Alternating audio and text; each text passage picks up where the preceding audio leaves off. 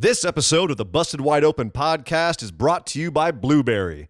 Blueberry offers the best media hosting, accurate listening stats, and their all-new PowerPress Deluxe sites, a no-setup WordPress website for your podcast with all the necessary links to share your show with the world built right in. If you currently produce a podcast and are looking for a better media host or looking to start a new one from scratch, head over to orbitaljigsaw.com/BWO and sign up for the best media hosting and a PowerPress Deluxe site to get your first month absolutely free.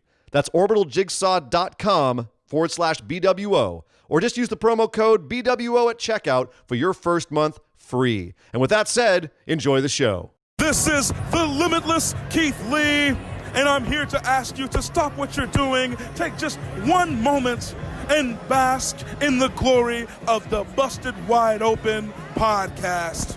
Mwah.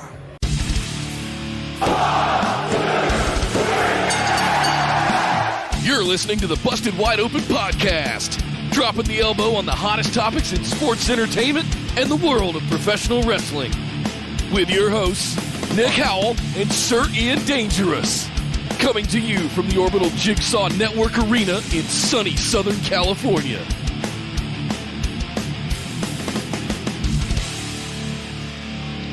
Welcome back to the Busted Wide Open podcast, but if this is your first time joining the show, I'd like to welcome you to episode number 238.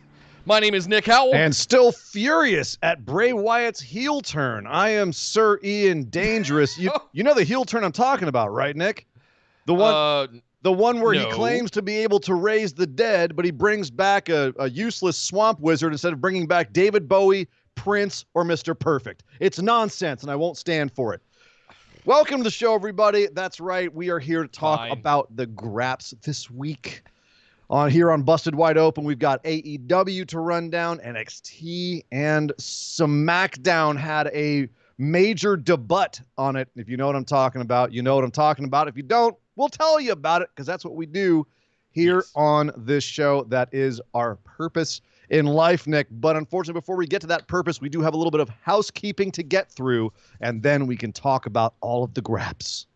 Yes, indeed. To start things off really quick, I want to let you guys know, hey, we're 2 weeks in, and just in case you didn't know, we have some brand new designs up on a brand new merch store. Yeah. And I would be remiss if I did not make the special delivery using Nick Guard 1 right here on the stream. So to Anonymous, who made a purchase of a Put It In My Eye Holes Nick t-shirt, as well as an I Survived Nick booking t-shirt, we thank you. And if you guys would like to find all of these new designs, you can find a link down in the description below right here on YouTube.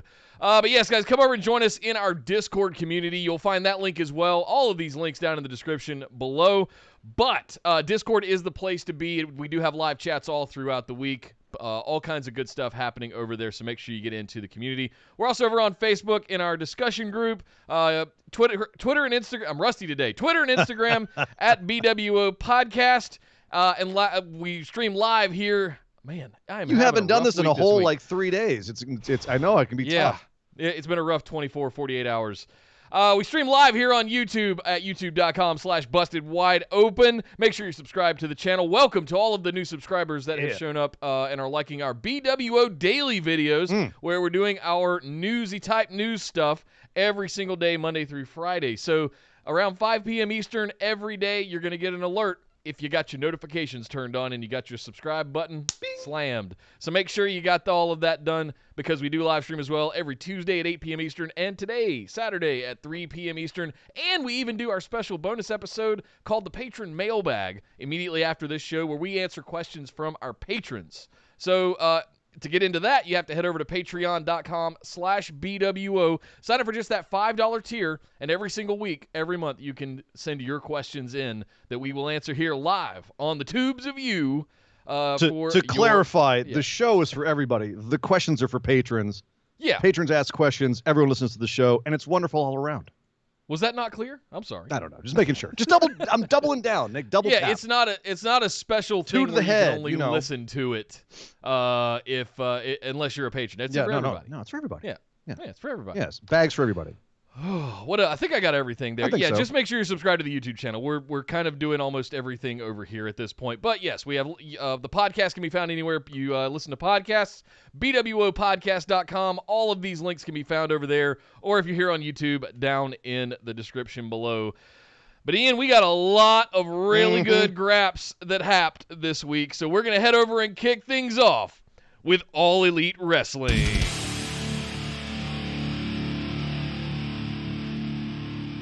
Well, if you listened to our BWO Daily Show, you'd actually know who the surprise entrant on this week's TNT Championship Open Challenge was on AEW, because on the 6/12, the June 12th show of BWO Daily, we said that we believed that Ricky Stark, we were actually very certain that Ricky Starks was going to be the new challenger for Cody's championship. And sure enough, this week out came former NWA TV champion Ricky Starks to challenge Cody.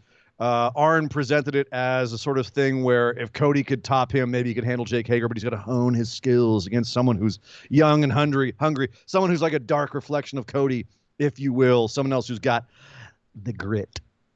And so out came Ricky Starks. Look, the nice little video package they gave for him, nice little setup, made him look like an up-and-coming star. They positioned him, Nick, I think the way he should be positioned is someone who's coming out to lose to a champion. Someone who is like there but for the grace of God. And he put on a good match with Cody. Cody and he they did a great job. It was a great match. Very fun. They never quite got me on if Ricky was going to win that championship or not, because, you know, Jake Hager was sitting in the back all the time reminding us that we have a match between Cody and he at Fyter Fest. So I never really got sucked into the point where I was like, man, he might beat Cody. But I did actually. Remember what I said last week, how they ruined that whole thing by announcing the match with Jake Hager way too soon, because it takes away the reality that on any given Sunday someone could walk in and take that title off Cody between now and Fyter Fest. Right. So and this is an example of where that did bite them in the ass in terms of their booking. They want to build the match, but at the same time, now Ricky Starks come out and we don't think, oh man, Ricky might take it from him. You could send God himself out to challenge Cody, and he probably would lose to Cody. He might. He lost to Vince, so he's definitely losing to Cody. But that's a good point. I'm just saying, God is 0-1 in the ring, as far as we know. So again here, we've got Ricky comes out. They make him look like a star, even in a loss, which, you know, you always kind of want your debut to be a win. But at the same time, if you're going to have to lose, at least this is a good way to do it. You know, they had him going out looking like a guy who is going to be a big deal. Yeah. So we got some interesting info from, there were some tweets from Tony Khan as well, post-show, confirming some things, saying that Ricky Starks was not signed, legitimately, had a handshake, one appearance deal for Dynamite on Wednesday night, but could not sign him fast enough immediately after that match and that performance. So legit, Tony Khan was very impressed with Ricky Starks, signed him immediately after that. I suspect there's a bit of I don't know how much I believe that. It's a little kayfabe to that, I suspect as well. But yeah, Ricky Starks is now All Elite, which is particularly helpful because there's nowhere to go back to, because NWA for the time being is toast, because David Lagana has stepped down in the midst of all this stuff. But you should watch the BWO Daily for all that news stuff, because we got to talk about the wrestlings. One of the things that's been leveled at Cody recently, one of the allegations, maybe not use allegations, one of the criticisms that's been leveled at Cody lately has been that he kind of grandstands with this championship, that he's putting himself over a little bit. But I'm detecting that is actually a little bit of like, there's some like heel stuff going on there. Him questioning if he's still in the Elite, noting that no one else has come out to his matches, him just being a little bit aggressive in matches, a little arrogant. Do you feel like we're playing the long game here, and we're setting up for a Cody heel turn where he becomes an arrogant champ that needs to be toppled? Not while Jericho's around. Interesting.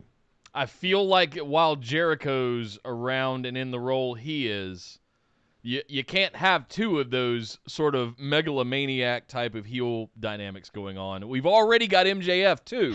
Yeah, so those are you pile Cody into that, and it gets a little bit muddy. But I would think he would be a different sort of heel than kind of this. Jericho's got his own way of being arrogant. MJF has his own way of being arrogant. Cody, it feels more like, as you say, a megalomaniac. Where he's on the top. Tron says there's more than one royal family in wrestling to open it up, and you have 10 times more pyro than anybody else on your entrance. Yeah, he's already on his way to being a megalomaniac. He's already got everything set up. So that's what I'm saying. If that's what they're going for, I think they're on the right track. Also on the right track, the Best Friends, who should try and revenge themselves on Jericho and Sammy Guevara, had a tag match this week. They put their number one contendership on the line. They're supposed to have a match with Hangman Page and Kenny Omega at Fyter Fest. That is, of course, if Hangman Page and Kenny Omega can get through the gauntlet of people challenging them for their titles on the way. They did another title match tonight. Yep. And what was one of the first things in this match that Matt Hardy, who was on commentary, said? Yeah, they better be careful. These tag team title shots don't come easy. I was howling. What? What do you mean? We've had a tag team title match every week. People have just been stepping up and been like, I got a and you get a tag team title match. And you get a tag team title match. Everyone's got tag team title matches except for the number one contenders. What is that? Oh, because they're already prematurely booked at Fyter Fest. So a title match is a title match. My head explode. One of them that have stepped up are not in that picture anymore for reasons that we have discussed previously on BWO Daily. So it's thinned out a little bit. What I do like is the crossover. So they've said from the gate they've come out and said that we're going to make the best tag team division in the world. Love it. And you guys know how much I love legit tag team wrestling. The fact that they put them on two singles wrestlers for this long is another story. But I do like how there's intermingling of the singles wrestlers outside of the tag team picture. So you've got Orange Cassidy involved in this now as part of the Best Friends story, and it's sort of its own thing with Jericho that's happening that we'll get to that. But some of the other things that are orbiting around it, it gives stakes and meaning to a lot of these tag team matches, and they don't always have to be for the title. Yeah. So I agree with you. It's a little bit overdone, but I'm not at a point where I'm upset about it. I guess from a booking standpoint, I'm sitting here watching tag team after tag team getting title matches week after week. And the Best Friends are still waiting for their their quote unquote pay-per-view. Now it's on TV. Their prestige tag team title match, I guess you could call it. And I'm sitting here going, why don't you have these teams facing? I mean, I know that's a trope that always gets crapped on in WWE, beat the champ, get a title shot. But here's one where we have a number one contender set, right? Yeah. There's only one person only one team in this case that gets to face for the tag team titles. Other teams come along and they can be challenging the champs, and the champ loses, then that team gets a title shot down the road. Sure. You know what I mean? Or if they beat the number one contenders, maybe they leapfrog ahead of them. Sure. But again, just giving title shots out arbitrarily to people who have good records when the people who have the best record are the number one contenders, and yes, they're guaranteed a match at some point. But I would be sitting here like, again, I'm getting way too down the rabbit hole on kayfabe here, but if there's a winner's purse to winning the tag team titles, you want that as soon as possible. You don't want to say, okay, you get a tag team title shot in 4 weeks and see 3 people coming before you who could then be winning and getting that purse before you. Yeah. So again, I'm nitpicking. I'm sorry.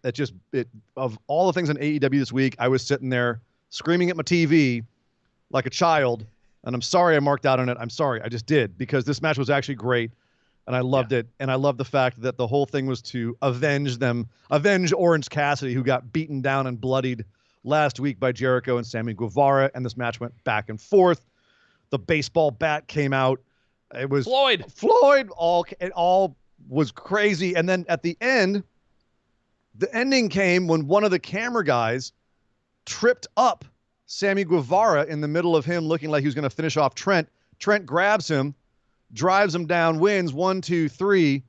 And then it's revealed the cameraman all along, the entire match, was Orange Cassidy. I went back and looked. He filmed the match. They cut to him. He genuinely worked as a cameraman in that match. They were cutting to his angles and everything. And he was catching some good angles. So, nice. And then he jumped in and beat the absolute piss out of Jericho. Whooped him up. Whooped that boy up. I think this is the thing that I think we've only seen it once, maybe twice before with Cassidy. But when that dude flips the switch, he can whoop some ass. It's one of the things about his gimmick that's getting him over is that, he's doing as little as possible. When he goes, he does a lot, but it's the old Undertaker thing, right? I mean, he was just talking about this on Last Ride where he's like, yeah, you do very little and you move very slow. And then when you finally go, it really pops the crowd. That's true. It does. He pops the crowd when he goes. He pops me. So Orange Cassidy versus Jericho now confirmed for Fyter Fest. Is that the match we wanted to see, or are we still more hyped for Mike Tyson? Who? Who? Oh, yeah. You mean Geriatric, the boxer that came in that was that was a mess. I'm glad that's not happening anymore. Yeah, I think it's still going to happen at some point. It's going to happen at some point. Orange Cassidy is a nice diversion. He's their ratings draw. Like the numbers go up when OC's on TV. So OC and Jericho, I think, from a money standpoint, that's a money feud. Yeah, I agree. So speaking of tag teams, the Natural Nightmares, QT Marshall, Dustin Rhodes, they get a tag team title shot because reasons. against Hangman Page and Kenny Omega. I mean, great. Okay, gonna be a good match, and it was. But all to tell a story. So you're putting the tag team titles on the line to tell a story about Allie being a turncoat, Allie, and the engagement with QT Marshall and all of that stuff. Yeah, her distracting him trying to act all like heroic when Allie comes out and ultimately not being able to pull it off because midlife crisis, QT Marshall with his hair plugs. Here we go. Tag team title shot. Best friends are over, avenging themselves on Jericho and Sammy Guevara. And here we have the tag team titles on the line against. Now, granted, they were, I think, second or third in line. They had a great record. So, but again, why are they leapfrogging the number one contenders on the same damn show? When are we going to start having this match be built between Page, Omega, and the best friends? Like, shouldn't there be a story there, or is it because there's not right now? Do you think we're having title shot after title shot after title shot to make viewers pay more attention? Do you think if we were doing it the old way where title shots were reserved for pay-per-view, like title defenses were reserved for pay-per-views, Sasha Banks, that people wouldn't show up and watch the weekly shows? Is that a bad assumption on their part that they feel like they have to put titles on the line to get people to show up and watch? I mean, yes, but you shouldn't have to. No, I agree. Your ratings draw is Orange Cassidy. It's not the title match. It's not having a title on the line. You can make another story out of this. So that's why, I mean, and if you're trying to get certainly not the Natural Nightmares. The stakes, wanting to have stakes in your matches is, yes, absolutely you should have stakes in your matches, but this is the wrong stakes to have here, especially when you're trying to convince us that you have a number one contender who's sitting here waiting for weeks to get a shot. Anyway, we're harping on this a lot on the show, but the problem is it was driven in just so many times. This was actually a fun match. It's always crazy to see QT go because he looks so unassuming, and then he can just get in there and go. It's also insane how good Dustin still is. You expect Page and Omega to just be gangbusters, and they were. Yeah.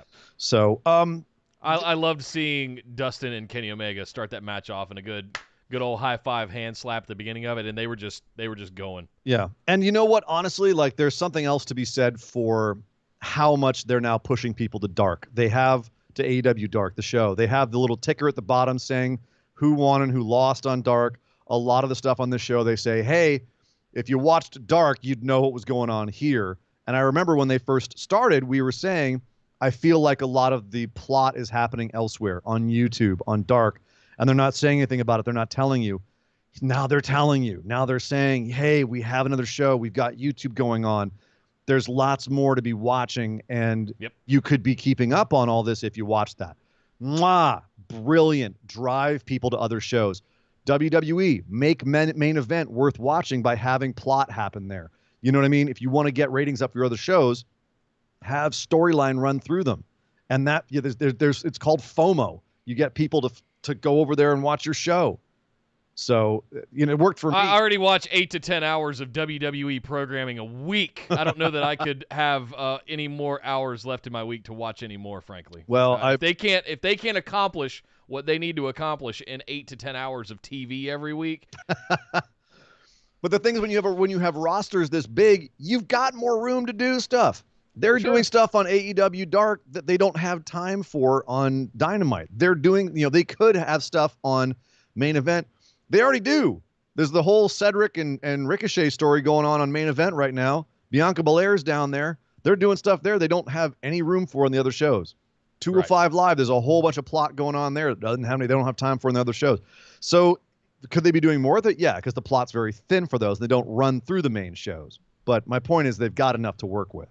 Is this hypocritical of us to say, though, because aren't we usually overly critical of someone getting buried by going down and being put on Main Event or on 205 But doesn't that make Live But doesn't that make it less of a burial when the show is more integral to your product? Sure, but that's a hurdle I think you'd have to get over at this point. You would, but there's still the WWE. stigma, it was a match on Dark, I don't need to watch it. But having the main show saying, no, you should watch it if you want to know what's going on, that raises up the level of the show, right?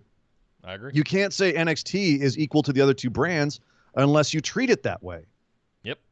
So that's and the same with Main Event. Like, make it a show that are you going to have like the Roman Reigns and the Codys on Dark? No, but it's a place where a lot of other storylines run through, and you can have a lot of incredible talent.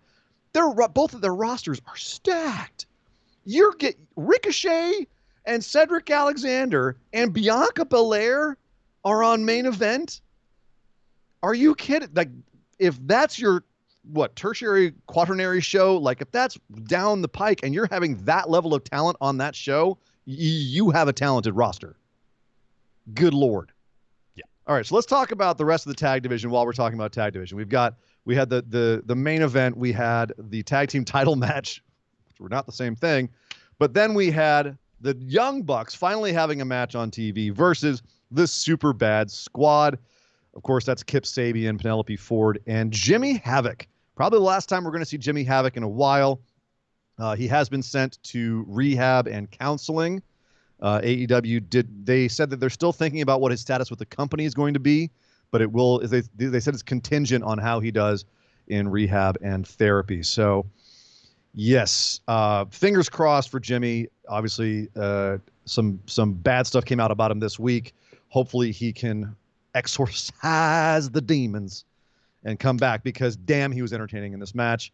I loved how he turned his gimmick from being, deathmatch sick mother effer to, in this match, he's just the guy that is always looking for a way to cheat, and he's so fast about it. Like, he'll even let the ref catch pliers in his pants to be able to immediately pull something else out as soon as the ref's back is turned. Like, that kind of stuff is great. And this match was great. I do miss the staple gun, though. Yeah, I miss the stable gun. You know what I don't miss? The paper cuts between the fingers and then the lemon juice. Like, Jimmy! I can't handle it. Jimmy, no. Young Bucks back in Young Bucks back in fine form here. The story of the match came because at a certain point, Butcher and Blade came out of the audience. Of course they did. Why Somebody not? else to challenge for the tag team championships, apparently. No, it's just we're having a big tag team kerfuffle. But they tried to get involved in the match, but who should come out to defend the Young Bucks but FTR? Nani? Mm-hmm. FTR coming out to drive off Butcher and Blade, letting them have an actual match finish, and of course the Bucks win here. And afterwards we have a big tag team scrum with FTR and Young Bucks standing tall. Why are FTR defending Bucks, do you think, Nick? I don't, because really it's pick your enemy, pick your battle. So right now they have beef with Butcher and Blade. Butcher and Blade came out and attacked. I wouldn't say they were defending the Young Bucks. They were just coming out attacking Butcher and Blade to try and get theirs back, to build that feud. So the Bucks just happened to be the tag team of choice that was in the ring with Butcher and Blade. That's what I read this as. Should I have read more into it? Well, from what I'm getting is that FTR respect the Bucks. They don't like them, and they want to keep them healthy for their match they're eventually going to have. So please save that one. Make it big. Build it for a long time. Yeah. We've been waiting for that match. And now Please we know let we're us going wait to a get little it. longer. You know what I mean? Yeah. We know we're going to get it. We know we're like, we finally got the gift card. We're going to the steakhouse. We know we're getting the steak.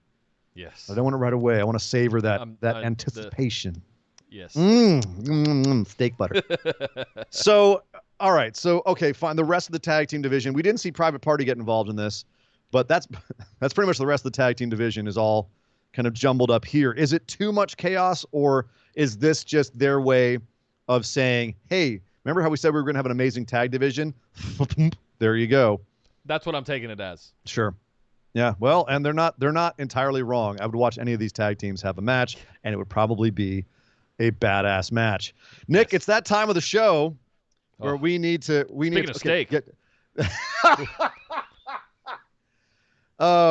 It's haunches of meat. We got to talk about this next match. It wasn't a debut, but it was certainly like a coming out party for Anna Jayy, your previous and now ex girlfriend. We had a short term at a fling, a passionate, torrid summer romance about 24 hours before you went back to Tony Storm. Tony came calling. Tori Wilson. When you can go back in time. Yes, Tony came back into the picture. I don't know how you stand being cucked by Juice Robinson like this, but I salute you, sir. You and Cornette. You're piece in a pod. We're working through it. I imagine you are. Ladies and gentlemen, Nick, big fan of Anna Jayy. You can see why she was good old Southern girl from Georgia. She's a boy. 23 years old, 20 I think, and just amazingly talented. She's been down in Mid-South. She's been doing a lot of stuff. Working at the Monster Factory, and this was her coming out party. Hey, it's me. I'm going to come out, and I'm going to be a new star. I'm the star of the show. She even got like a little video package before saying, sweet little innocent baby face presentation. Comes out, she's like, that's right. Look at me. I'm the star of the show. She looked like a beauty pageant. She had like little tails on her coat, and she was. Right. I'm so cute. Top hat. I'm from Georgia. I'm as wholesome as apple pie. Look at me. I'm Anna Jayy. And then out comes ABADON. The polar opposite. The scariest monster in all of professional wrestling. You roll out ABADON to counter Anna Jayy. Like if you exorcised a demon from 1998 Marilyn Manson and that demon took a poop, you'd have ABADON. She looks like absolute hell. I jumped out of my skin when she was crawling across the ring. like a horror movie come to life. She comes out, destroys Anna Jayy, just absolute squash, beats her down. Oh, just destroys Anna Jayy. Gets the 1, 2, 3. There's more to this story. There's a lot more to this story. So ABADON defeats Anna Jayy. Anna Jayy is left there in the middle of the ring. Oh my God, what happened? What was that thing? And out to help her gingerly out of the ring comes the entire Dark Order. All of them come out. Everybody from 10 to Stu Grayson, Evil Uno, Mr. Brody comes out. Evil Uno goes down in the crowd, by the way, gives an envelope to Colt Cabana. Interesting. Some kind of contract or like lawsuit or something in it. Well, and he's reading it the whole time. We did find out later what this was. It was Colt got himself a tag match with Mr. Brody for next week. So Colt getting booked. Dark Order booking the Colt. All right. Line Drive with the $2 super chat says, she needs Jesus. I'm assuming you mean ABADON by that. ABADON, I believe, does need Jesus. Jesus would run screaming from ABADON. Yeah, Jesus would be like, oh God, no, oh, Dad, get it. Dad, what is that thing? Yeah. Oh, My goodness. I nailed to a cross for 3 days. I ain't never seen nothing like that. Skin crawling. But the Dark Order wasn't just there for Colt Cabana. They helped young Miss Anna Jayy, who doesn't need Jesus. She obviously already got Jesus. She's a good Southern girl, as you said, Nick. Yeah. They helped her out of the ring and helped carry her away down the tunnel of the Dark Order. Notable, her husband is actually 10 from the Dark Order. So if Anna Jayy becomes a member of the Dark Order, that would actually make sense in terms of their relationship. What do you think, Nick, about Anna Jayy as a member of the Dark Order? I want to talk about it in a bigger sense if I can. I look at Dark Order's tactic. They're going after the most babyface of babyfaces. Colt Cabana, Anna Jayy. I think their strategy is to flip people and to mold them in their vision, right? That's the pattern that I'm seeing, at least with Colt Cabana and Anna Jayy now. And I'm wondering if there's a story to tell there, if we're going to get a promo from the Exalted One describing the process, or is there going to be a training video? Come take your seat and count today, and you too can join the Dark Order. Does there need to be, or should Anna Jayy just come out and just have like a new attitude? You know what I mean? Like, sure. Do they lose the top hat, lose the bow tie, just come out and be a badass, more serious, darker, camouflage in an assault vest, or just right, turn it around. And just come on, looking like Moxley in the Shield. Yeah, exactly. You remember what I thought about when I saw her come out in the bow tie and the top hat? I thought about early Alexa Bliss in NXT, coming out as the cheerleader and bubbles, things like that. Bubbles. Glitter. Yeah. And then when she finally debuted as the Alexa Bliss with the skeleton gloves and the pink, the sort of Harley Quinn spinoff with the sass and the attitude, like I think that's what I thought of here. That's what I was immediately drawn to. It was that transition for Alexa Bliss. I could see something happening here. What we haven't seen is her on the mic. And I want to make sure that if we're going to invest in someone like that heavily, let's make sure that they can also promo. Or putting them with Dark Order, you maybe don't need to promo so much. Those guys ain't promoing. Sure. But I mean, look at how versatile and dynamic. I mean, he's been doing it for 20 years. Colt Cabana, I mean, you can put him into any situation and he's going to shine. Well, but I guess I want to make sure that there's enough there before you put that much emphasis on someone and shove them out of the nest, right? Well, let's talk about that, because Colt Cabana did get the match. He's going to be with Brody against Sonny Kiss and Joey Janela next week.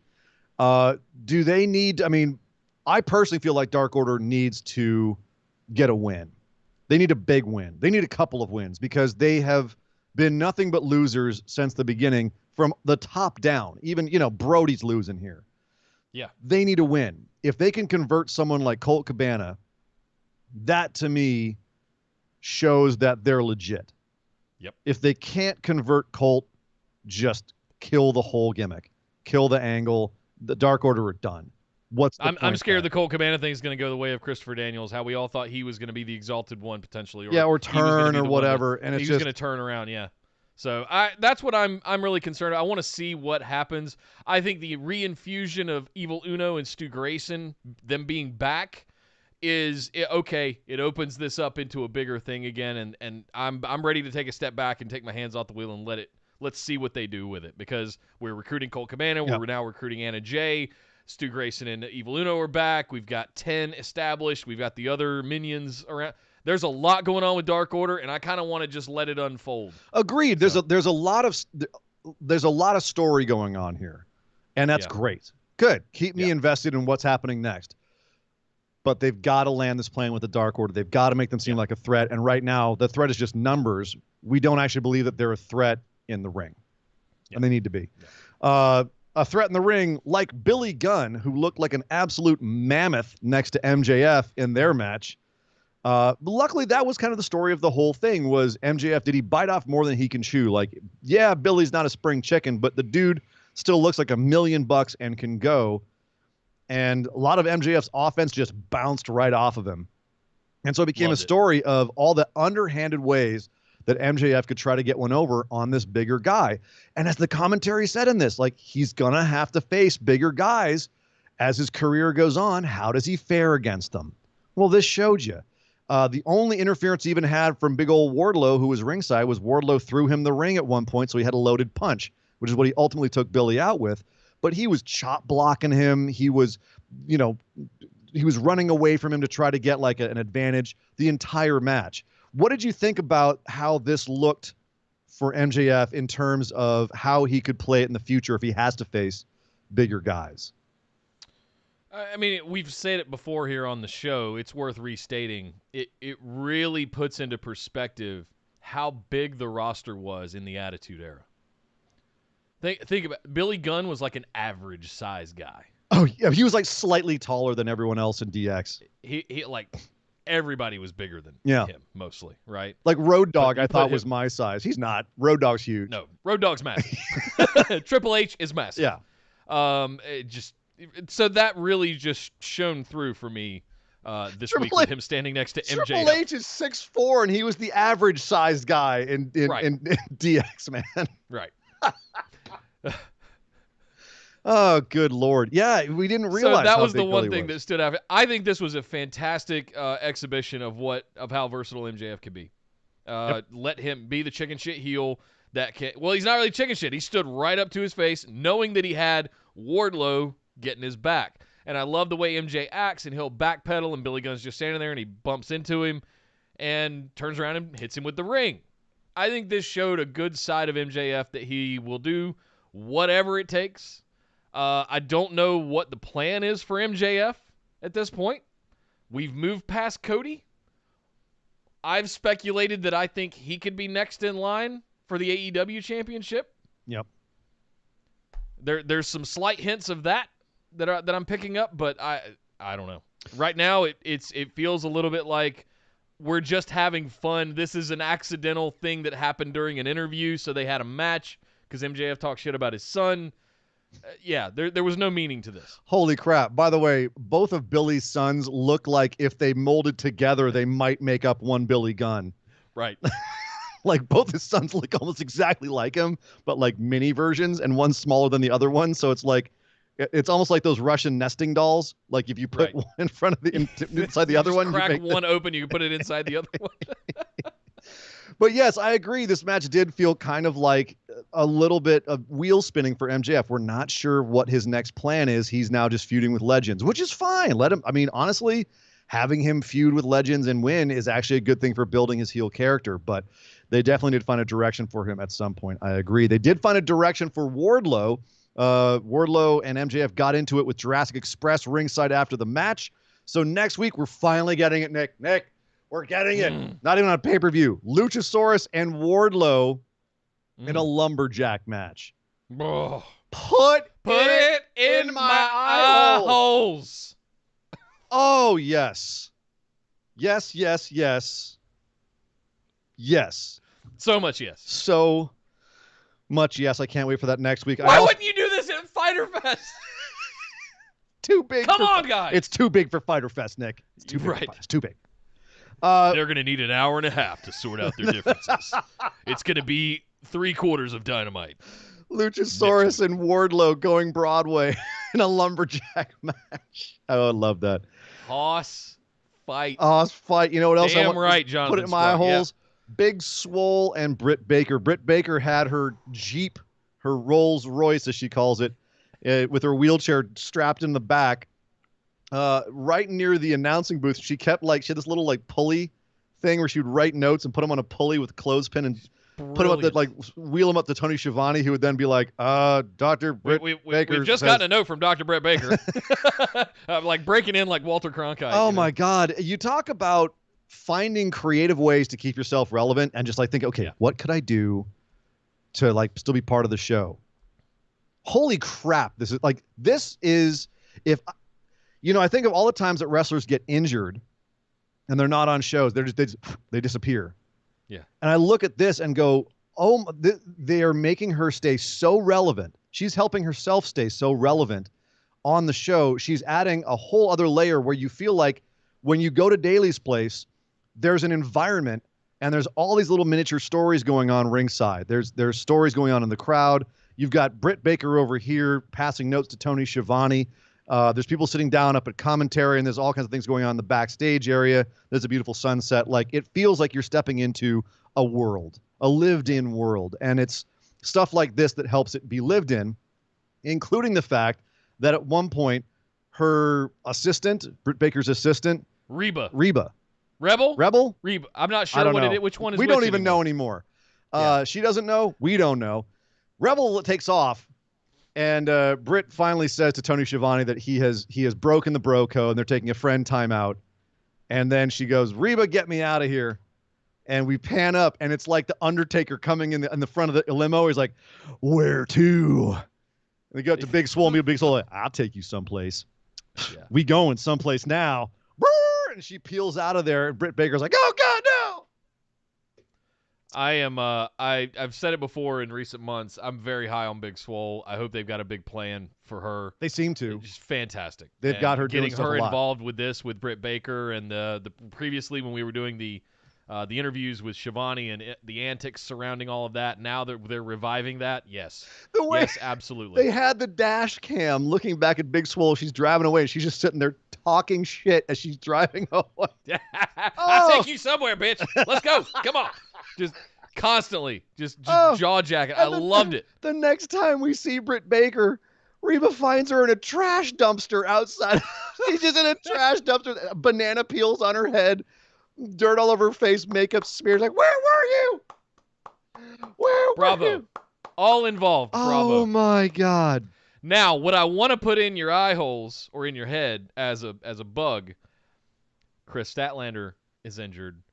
What if she comes out as she's the opposition? She's also in a wheelchair. Oh, she's also doing this. And we've got strapped down ladies in wheelchairs on opposing golf carts on opposite sides of the rings. And they're like throwing shit at each other. Crutch battles. Yeah, exactly. Right. Well, there's all kinds of things you can do. And Chris did say when she went out for surgery, you will be seeing on TV, but you'll be seeing me on TV long before I'm healed. So yeah, it makes me feel like because they know their women's division is a little bit thin, keep it up with personalities.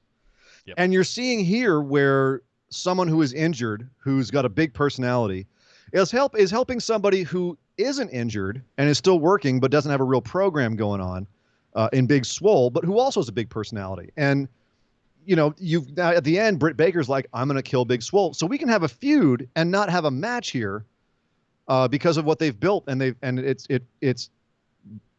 brilliant. It's great, and it's really wildly entertaining, especially because it feels like something different than anything else on the show. So Great stuff there. Not so great.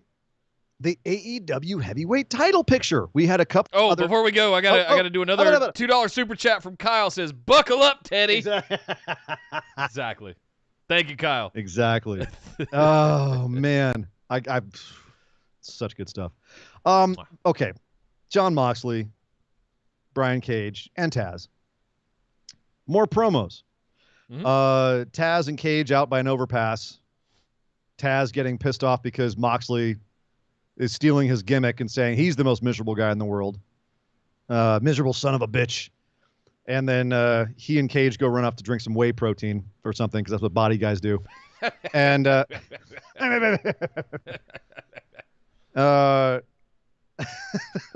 got serious Sam Musabini vibes from Taz here. There's a reference for you. But then you have Moxley in a dark room somewhere just being like, "Oh yeah." As he does. Survive you if I can. I don't know. Just see if you can survive me. I don't know. Both of these, I'm not going to lie, Nick. Okay, the thing that bugged me about Moxley was him saying, "I've got demons, big fat ones." And it's like, why are you... Show don't tell, man. I'm not feeling like you've got demons, Mox. And you telling me just sounds so like angsty high schooler. Mm. Both of these promos left me very cold. I've tried to figure out what it is about Moxley as champion. I've tried to figure out what really is not clicking. Because you and I both very high on him joining AEW, both very high on his performance as the Death Rider over in New Japan, in the G1, all of that stuff. And frankly, the early antics with the Inner Circle were absolutely brilliant. Mm-hmm. Something happened where he didn't feel as big as a Jericho or someone else. He doesn't feel like the big megastar with the AEW championship. It's wild. I'm not sure it's a wild thing to really get your head around, but I don't like Moxley with the title. I like Moxley as just the brawler guy that's going to roll in, whoop some ass, and go home and drink a beer. And I'm not sure that there's enough pomp and circumstance around Moxley to be this big of a champion, if that makes sense. There's not a lot of, like Jericho had it. Jericho comes out and it's Judas and all of this, the big song and the pyro and everything. And Moxley's still doing Dean Ambrose things in dark rooms and brooding and being emo and angry. Yeah, something's not connecting. Something's not clicking. Is it the lack of fans? Does he need to have fans out there? What is not clicking here? What makes him feel like a lesser champ right now than Cody? Him being champion doesn't play to his strengths. Yeah, maybe is he a guy who just needs to be chasing? Yeah. I think that him messing with Jericho in the inner circle and the busting the champagne over all their heads and playing with them like they were his toys, that was all wildly entertaining. We all universally loved that. And you know what's crazy is that, like, I think back on his match with Brody, which was great. It was a great match. Yeah. It didn't feel like a championship match. Nope. It felt like a great brawl between two upper carders, but it didn't feel like a championship match. And maybe it shouldn't have been. You know, I thought putting the title on Moxley was premature when they put it on him. I remember saying so, but I said, you know, at the same time, I understand that they do want to cycle the title around. They don't want it to be on one guy for too long. Yep. But if I went back, I would say keep it on Jericho. There's nothing that's happened since that you couldn't have had Jericho have the title. Well, I don't think it's going to transition to Cage. No, and which is a shame because. And this is why I've been speculating, and somebody else just said, Kyle just said it in the chat. I think MJF. I think MJF is very interesting. What do they do with the ring, though? Yeah. That title, I'll do air quotes, title, whatever they refer to that as. The diamond, the AEW diamond ring. Right. Yeah. Don't know. I keep seeing MJF in that position, and I think he would do an equally good job as Jericho did as the inaugural champ. But if we're going to go back and forth heel face, I think MJF would probably be a logical next step because he has been there from the beginning. Everybody who watches AEW is familiar with him. Everybody who watches AEW might not be completely familiar with everything that Moxley has done in a prior life. So I don't know. Something is just not clicking for me. It's not. It's a little bit of wrestling. It's a little bit of this ain't the Moxley that I like. And it could be our perception. Yeah, it could be our perception. But let's also, Nick, while we're saying it's our perception, let's also say this was a pair of promos kind of shuffled around in the middle of the show. That's your heavyweight title.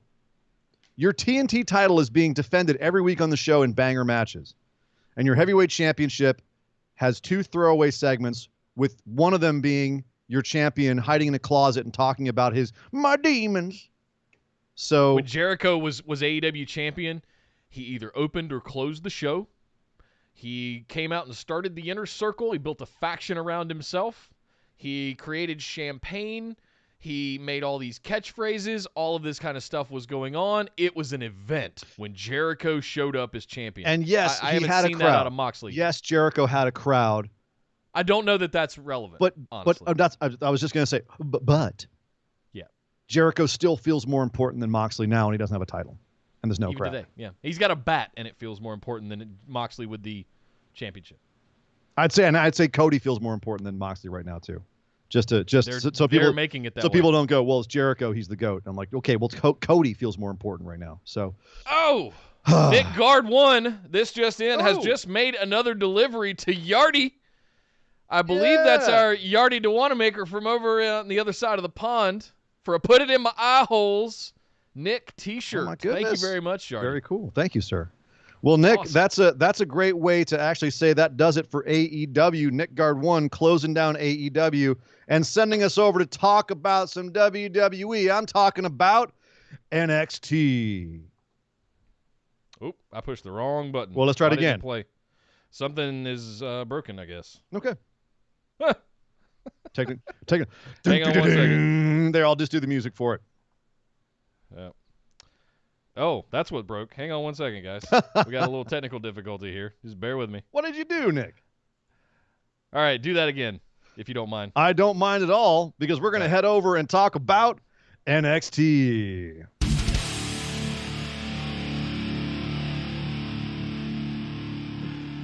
Well, this week on NXT, Bayley and Sasha made their appearance. We've been talking about the Women's Tag Team Championships, and they've been promoting the hell out of it all week long.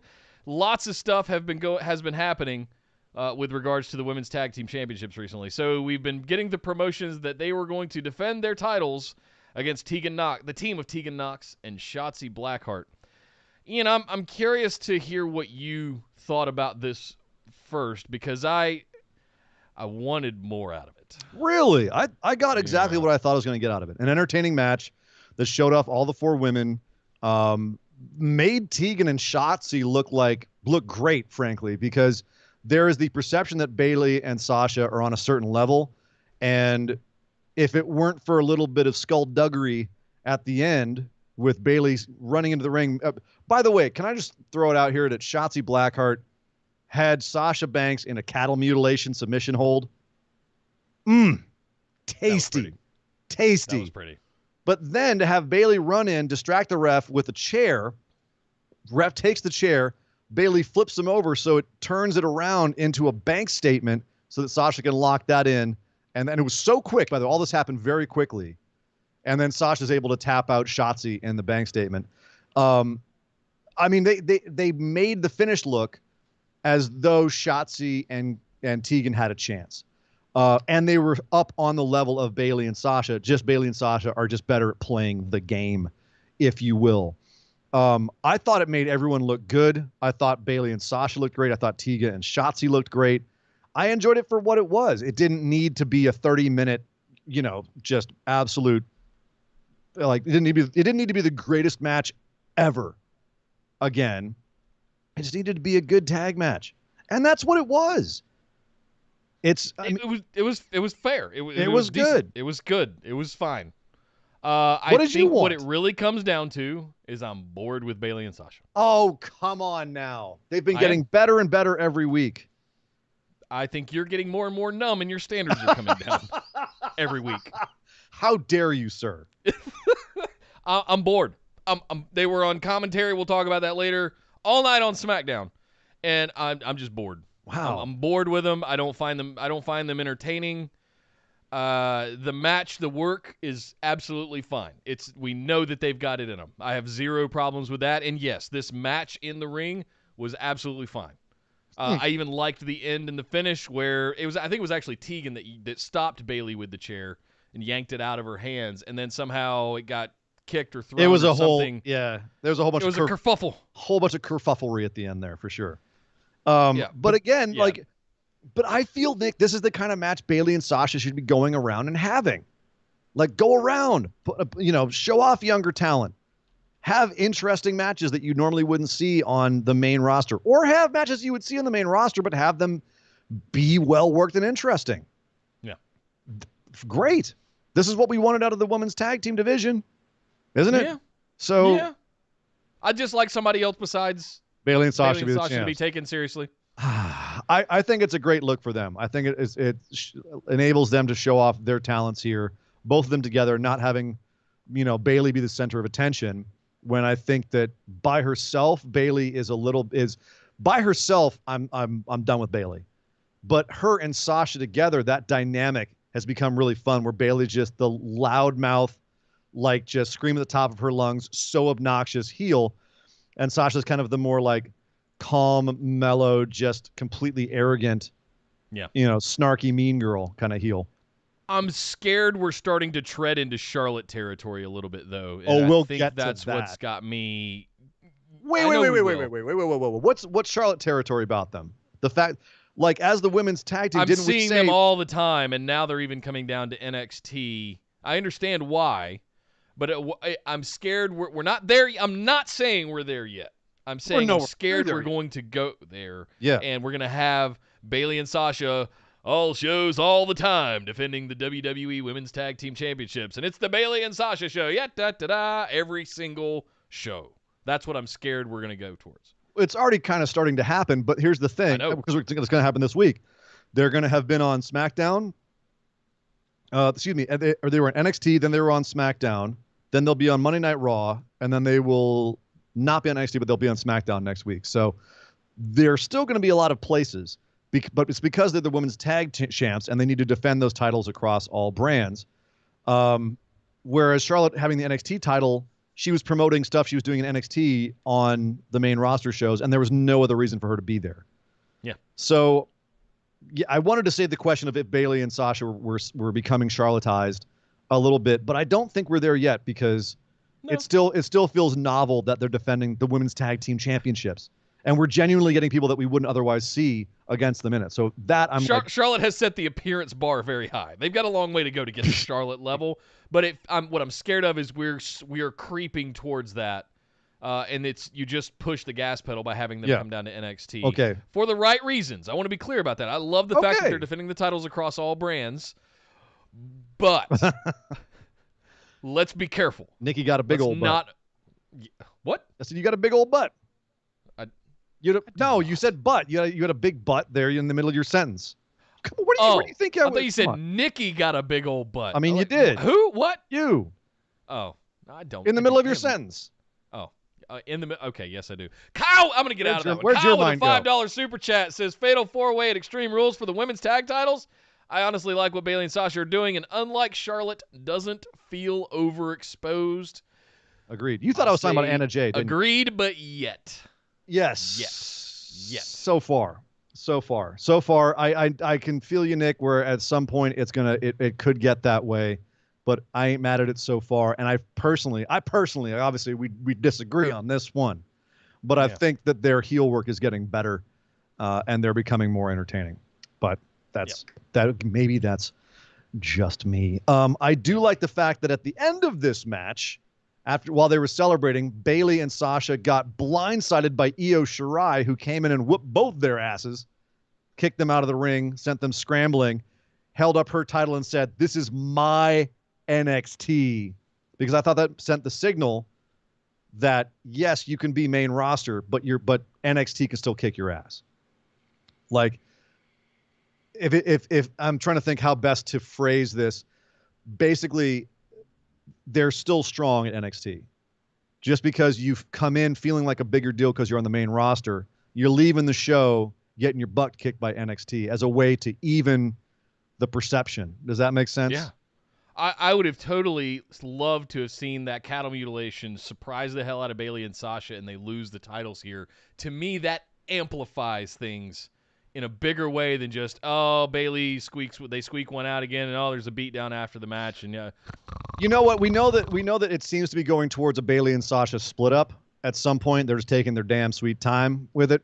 I kind of agree with you, Nick. It would be fun to watch them defend it across all three brands and then get shocked at NXT and have that be the catalyst for the breakup. Is it's such a shocking defeat that finally that's the thing that sends them over the edge.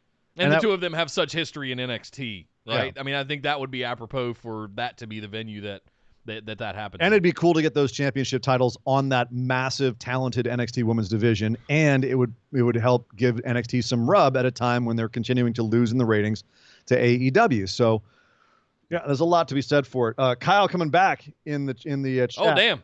Double tapping. Line drive, $5. Thank you, sir.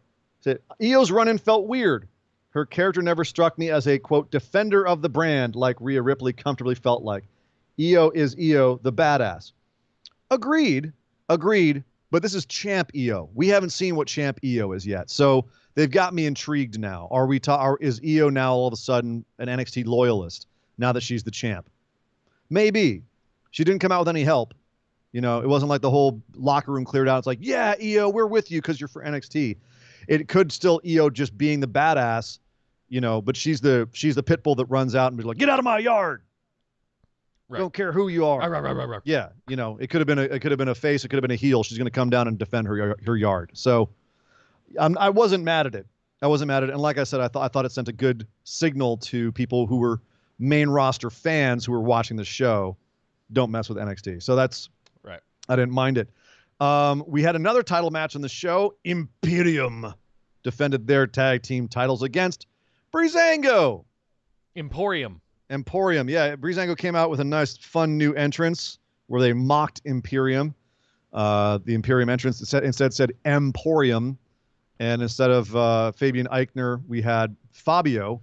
And Fandango came out looking like Fabio. What was Tyler Breeze? I forget his name that he came out as, but they were mocking Imperium, basically. I don't remember. And then I just remember Emporium, and I was laughing my ass off. And Fabio. He had the wig on. He had the wig on, kept humping the air like he always does. Oh man, I just it's hard to take it seriously. This is the problem. You've got your tag team Marsupial. champions. That was it. Marsupial. Marsupial. Yes, thank you. It's hard to take them seriously when they're in a tag team match, especially against the champions. And I'm sitting. This is all. It's a bit of a mess right now in the tag division. You've got sort of goofy comedy acts coming out mocking your tag champs who have basically been irrelevant since they became tag champs. Well, it has been pretty recent. I understand. But this is what you're going to do to make your tag champs more important and relevant? Not have other, more stakes in the ground and things like that to make them feel like they are legit? The problem was that this was their opportunity to make Fandango and Breeze feel more like serious wrestlers. And, they came out, they're saying, oh, yeah, we do comedy stuff, but then once we get in the ring, we're serious. But there was no transition. They got in the ring and kept goofing around. Now, they eventually got serious in the match. I guess you could say, like, they started actually wrestling. Right. But I didn't feel that break where they actually went, okay, now we're going to be serious. The only thing serious is the back knee on Tyler Breeze right now. Like, I don't know what supplements you're taking, but stop. Something's going wrong there. Prince Pretty ain't so pretty when seen from the rear side. But that aside, I wanted to see them, like, quote, get serious. With the big old debut on SmackDown, we saw someone going from being goofy to serious like a whip crack. Here we didn't see that. And that's something that they desperately need for us to take them seriously. We knew they weren't going to win here. They didn't win here. There was a schmoz finish. Indus Sher came down to interrupt and try to beat up Tyler Breeze. They got then jumped from behind by Lorcan and Birch. There was a whole big smackdown on the outside of the ring, and in the chaos, Imperium retained, and we had a big old stare down between four teams at the end, which indicates to me that we're looking at a much bigger tag title picture right now, and we're going to try and build up some of these smaller teams. So in that picture, Breezango stand out because they're unique, they're goofy, yet supposedly they turned it on in the ring. I guess that separates them from the other ones where you have Lorcan and Birch who are all serious all the time, Indus Sher who are the monsters, and Imperium who are the smaller tactical wizards. But at the same time, we've really got to see that transition, a hard transition for Breezango to go from comedy to seriously wrestling. Yeah. If they're going to pull that off. They've got to do something at some point because right now I don't believe in Imperium as the tag champs. Yeah, they need a big win. Make me believe, like UE, Bobby Fish and Kyle O'Reilly, even when Roddy Strong was in there for a little bit, when Bobby Fish was hurt, like they felt like UE ran the place. Yeah. And they felt like they had them championships locked down. Right now, without Walter, Imperium isn't Imperium. I'm sorry. I'll give him a little more credit than that. But speaking to your point about Undisputed Era, they're having some problems too because Roderick Strong has not been himself ever since he was locked in the boot of a car by Dexter Lumis. And so this week they tried to get Roddy some help.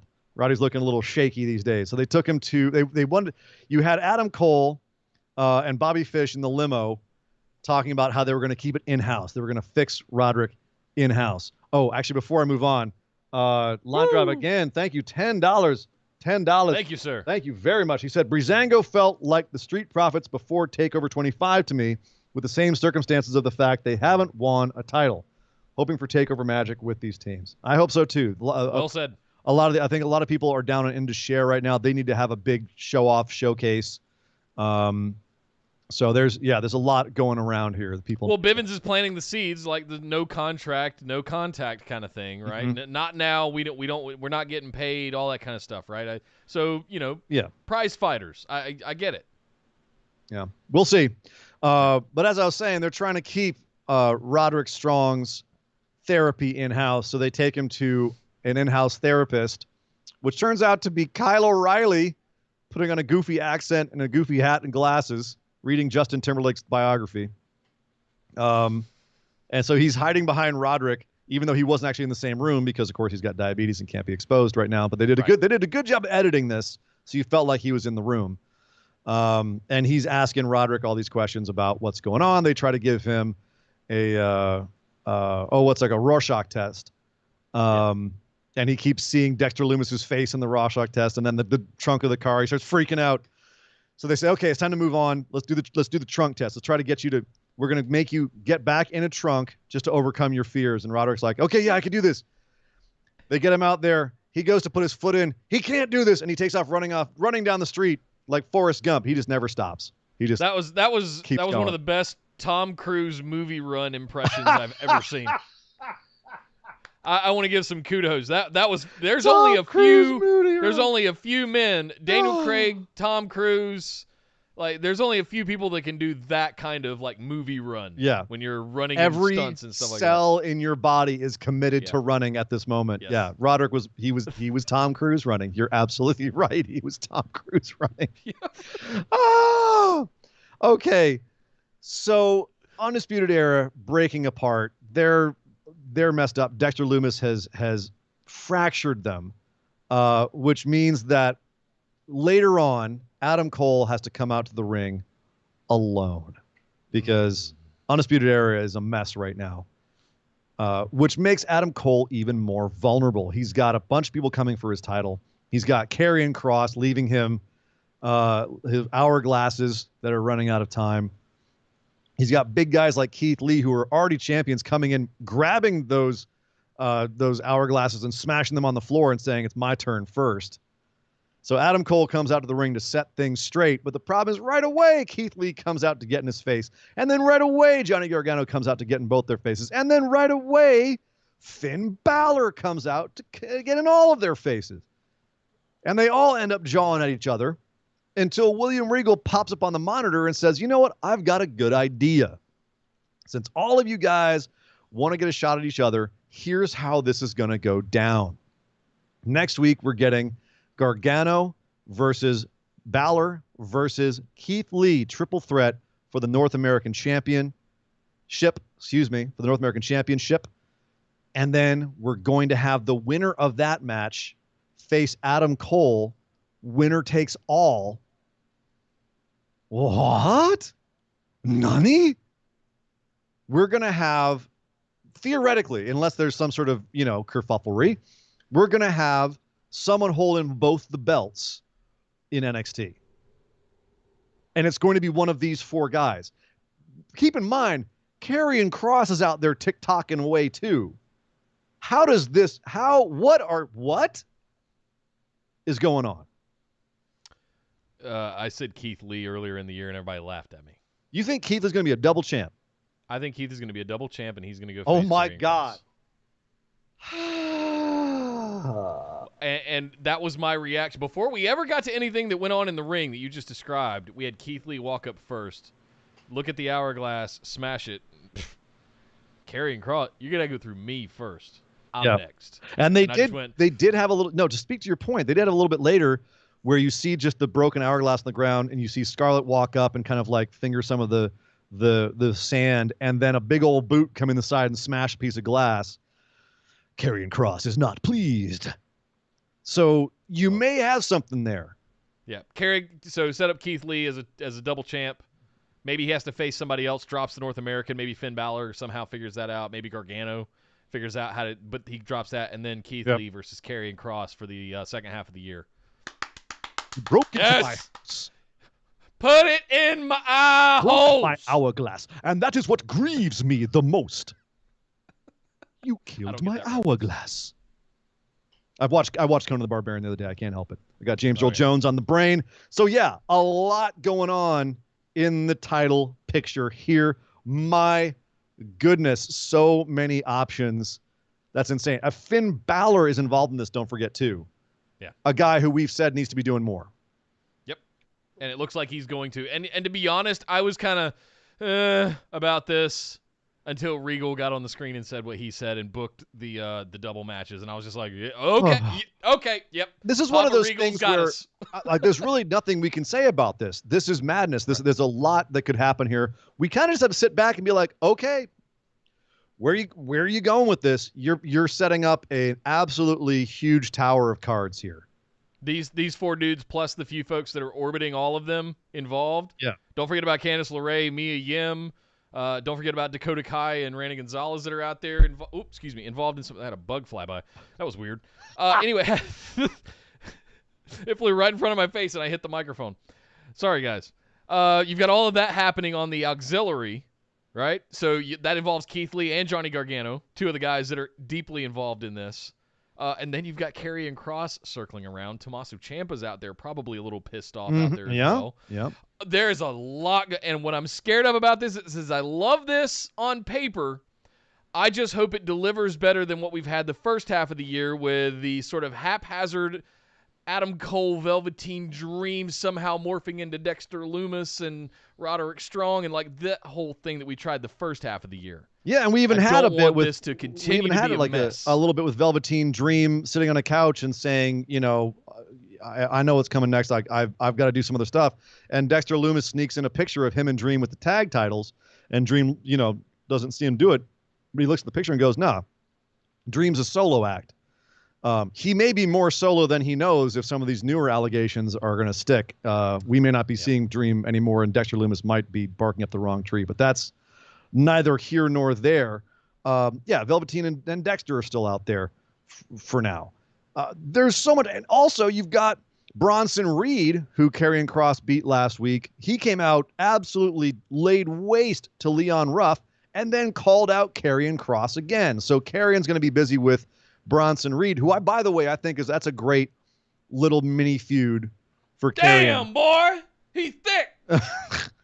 I think that's a great mini feud where Bronson can, he can look like a big, strong guy, and Karrion can murder him, and it's good for both of them. So, all right, cool. So much going on there, but it's just we're going to have to see where these pieces fall because it's a big deal to put 2 titles on one person. If they do that, it does make it so that person can then be challenged for one of the titles. So there could be some wiggle room there, but at the same time, it's going to depend on who you put it on and who then challenges them next. So yes, lots of 4D chess going on here on NXT. Also some 4D chess being played by Santos Escobar. This is growing on me. The newest heel. Oh, dude, this was over for me the second he turned around. He was back to back with Drake Maverick against the Lucha Ninjas, and he just stops and he turns around. It was over with me that second right there. Still hate the name. Oh, but that's it. You'll forget. It's growing on me. You'll forget it pretty quickly. That guy knocking those promos out of the park. He had a nice little video package here, basically saying that all of this legacy of Lucha and everything. I'm breaking the cycle. I'm going out for myself. And I'm going to kick everyone's ass, essentially. And as he comes out to the ring to give a promo, he's interrupted by Drake Maverick again, who says, yeah, all right, you got me last week. You're kind of a dick, but you know what? People always said I got just more heart than brains. And he jumps in the ring and tries to beat them up, and they beat the absolute crap out of Drake Maverick again, including giving him a phantom driver through a damn table outside of the ring. I'm so this is I'm in. One of my favorite things on NXT. This was a absolutely perfectly done swerve heel turn character change. The new character they have is awesome. He's nailing this character. The 2 goons are nailing their characters. Like, we haven't even seen them open up yet. Like, this is going to be fantastic for a while, and Drake is the goddamn perfect foil for this. He's the perfect Somebody foil. said it earlier on the show in the chat that Wednesday night's draws are now Orange Cassidy and Drake Maverick. And if we had said that a year ago, you guys would have unsubscribed faster than... These guys are out of their minds. They don't know what they're talking about. You talk about Nick booking. If I had said a year ago that Drake Maverick and Orange Cassidy were going to be the top draws... I might have believed you with Orange Cassidy. I might have believed you with Orange Cassidy. Drake Maverick, I'm definitely shocked at the turnaround they've had. Last year he was pissing his pants for AOP, and now he's like one of the most believable baby faces in NXT. It's unreal, but it's also very believable now that you've seen it. He is absolutely a baby face you can root for, especially in this scenario. You've also got Jake Atlas kind of flitting around this as well, keeping an eye on him. There's a lot that they set up in that cruiserweight tournament. This is why tournaments are so great, Nick. You can put up so much story and still have exciting matches, and then you have all this stuff to do when you come out of it. And here we are. Well done for the writers of NXT. This was a brand that was, I don't know about floundering is a little dramatic, but they were definitely not having their best time about a month or two ago. No. Even before that, like all year, NXT's been a little back on track, and this is that cruiserweight tournament just turned the ship around in a big way. Does Kushida figure in here anywhere? I don't think so. Not right now. No, not until there's a match that introduces some. I mean, let Drake and Iho just fight it out. Sorry, Santos. Let them just fight it out for the time being. Let's complete that story before we start overcomplicating it, like we've now overcomplicated the top of the card. Let's just let those two have a blood feud for a minute, and let Kushida will come in eventually. But I just feel like they have to have somebody to establish that these guys are going to cheat to win. Like maybe it's going to be on Jake Atlas. I don't know, but I'm not mad at it. I'm also not entirely mad at the idea of turning Damian Priest face, which they seem to be doing. He came out and had a match with Kilian Dane. Where's he been?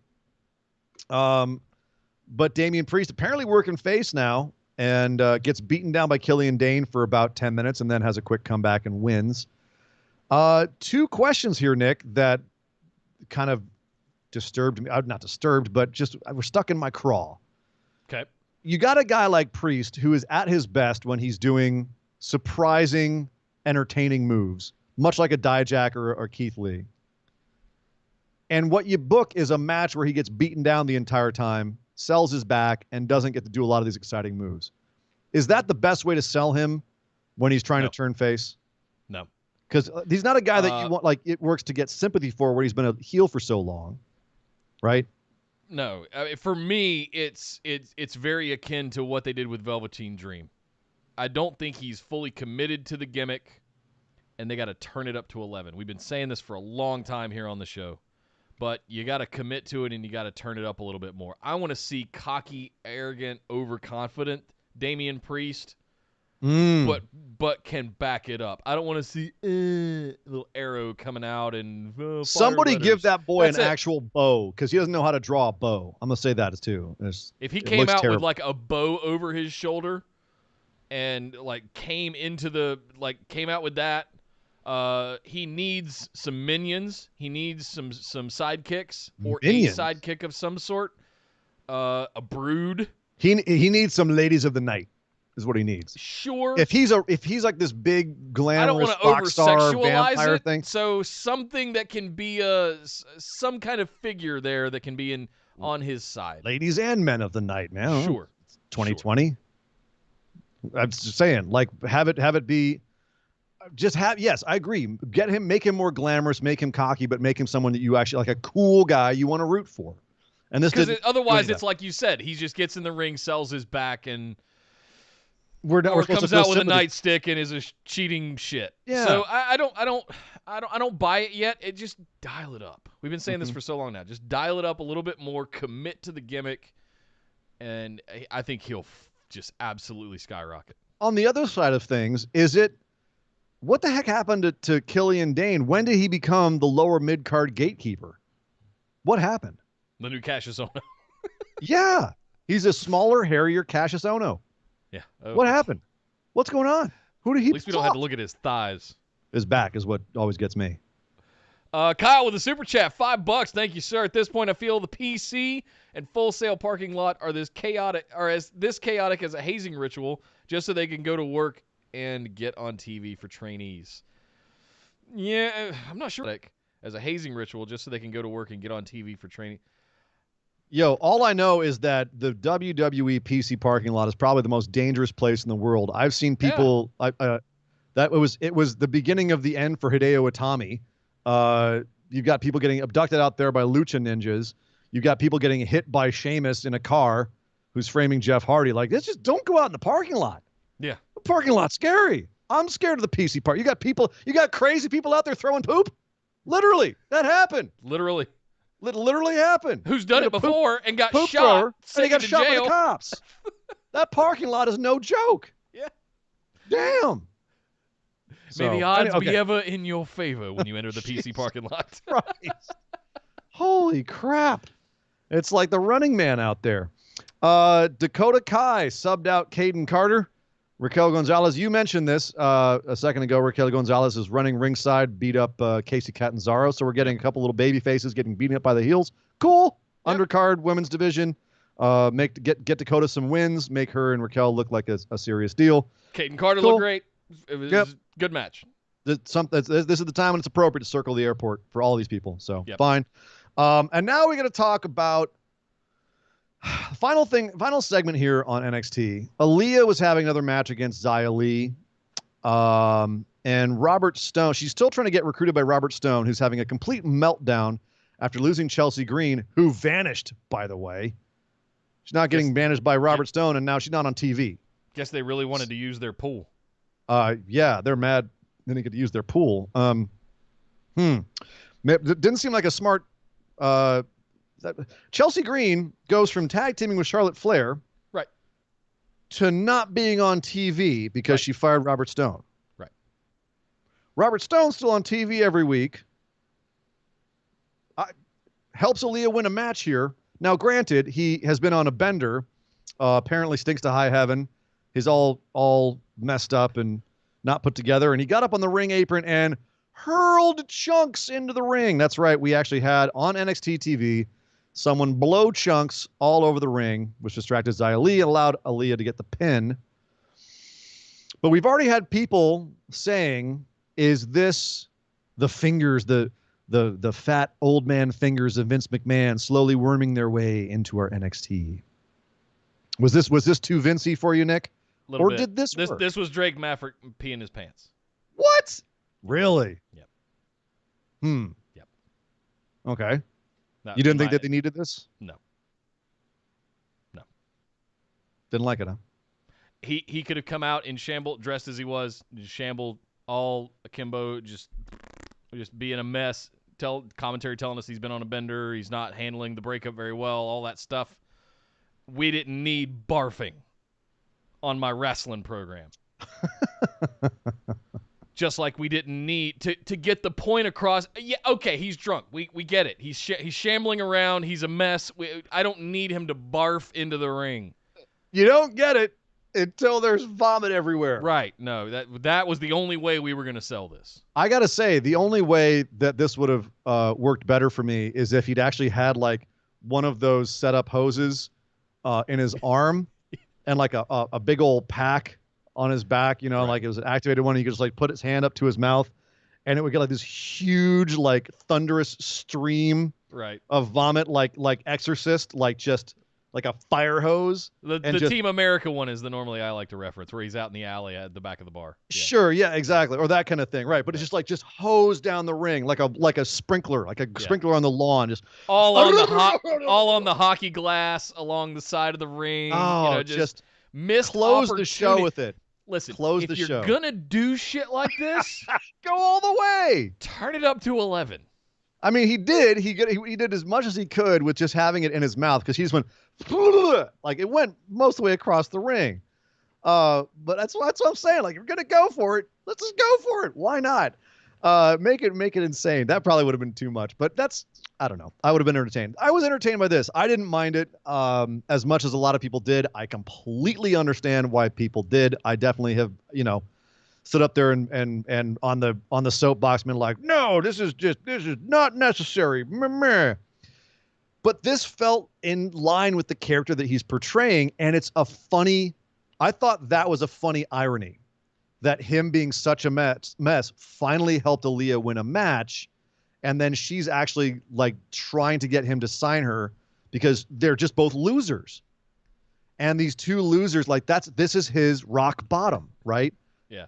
But the rock bottom that he hit helped her win a match. So for me, it felt like an appropriate story beat. Yes, it did seem very extreme, and it felt, like the kind of trash TV like that you would see like in WWE back in the day. But at the same time, it was trash TV. There was a point to this. His rock bottom helped her get over her hump of losing. Yeah. I thought there was a certain poetry to that. He says about the vomiting segment. Robert Stone barfing helped Aaliyah's career more than Vanessa Bourne, you could say. You could say that. Well, all See, right, the thing is, so people, and you did it, and in the chat, they're comparing this to the Drake Maverick peeing his pants. Yeah. That had no relation on the match. It had no relation to Drake's character. It had no relation to anything. It was just, let's have him pee his pants at the end of the match. It didn't have a purpose at all. It was just a ha-ha moment. This had a purpose. So I will defend it because it did actually have a purpose for the match and for the characters. So yeah. I'm defending the vomit spot. Damn it. Well, you nail yourself to that cross I'm not going on that to. hill. Damn it! I'll die on that hill. If you can do like kindergartner humor, but make it have a purpose in your storyline, I will defend you. Yeah. If it's just there because pee, then no, I'm not going to defend you. If it was just the middle of a match and they'd cut to Robert Stone in the crowd and he just puked on himself for no reason, and then we cut back and that was it. It was like, he puked on himself. If that had been it, I'd been like, nope, that was stupid. It had a purpose. What if he had puked all over Xia Li? Would that have counted as a DQ? That's kind of what I don't know. I'm just saying, like, had they gone to that extreme where he actually like held, like, he had the hose on his wrist and he held onto her, just like spraying her with puke. Right. And it was just horrific. Like, that would have been too much. That would have been too far. I don't know. I'm parsing this, but right. you get where I'm coming from. I get it. Yeah. Yes, it had a purpose, so didn't mind it. Anyway, that is NXT. Another solid show this week. But man, there is so much we need to discuss up on the main roster. So let's head on over to Friday Night Smackdown.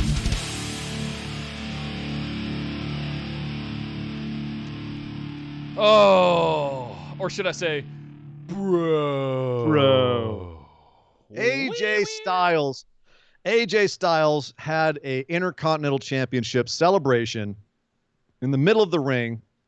Looked like a lumberjack match. Most of the roster out there, most of the locker room outside of the ring, watching him get in and be announced by Renee Young as your new Intercontinental Champion after beating Daniel Bryan clean as whistle in the greatest match ever last week on. Oh no, it wasn't the greatest match ever, was it? That was Sunday, right? I'm sorry, I get confused. So he comes out, but he says, "I don't want Renee Young to present me with the title. There's someone who's more appropriate who happens to be ringside." He's right there.